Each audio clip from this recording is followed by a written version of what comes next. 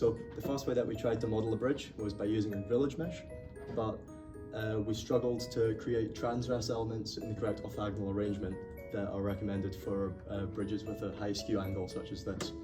And another problem with the grillage model is that because all the elements are 1D, we realised that we wouldn't be able to properly analyse all the stresses that occur in 3 dimensions in the real bridge. So we had to move on and think of a different solution.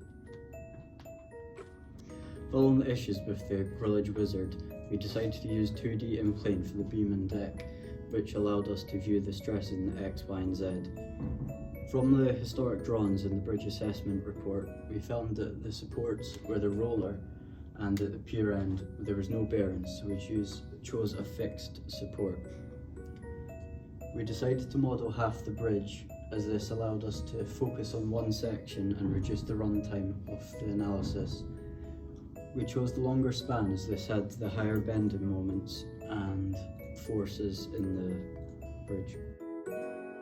We made assumptions for the Young's modulus as the Eurocodes did not specify a value due to Young's modulus being based on the grade of concrete.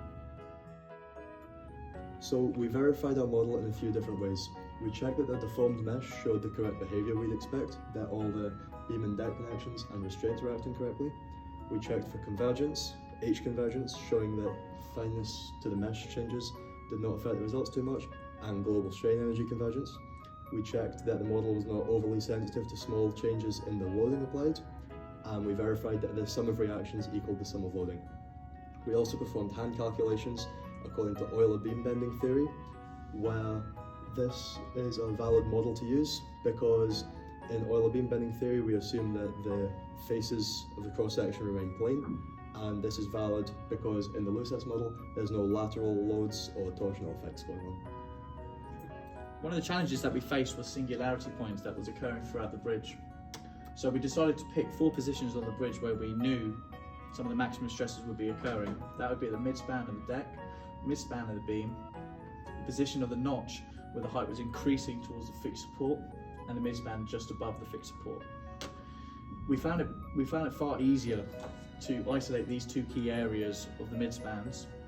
However, when we assessed the connections moving between the beam and the deck, we were finding singularity points that were converging, and we couldn't tell if it was either the true value of the stress and or if the singularities were skewing these results.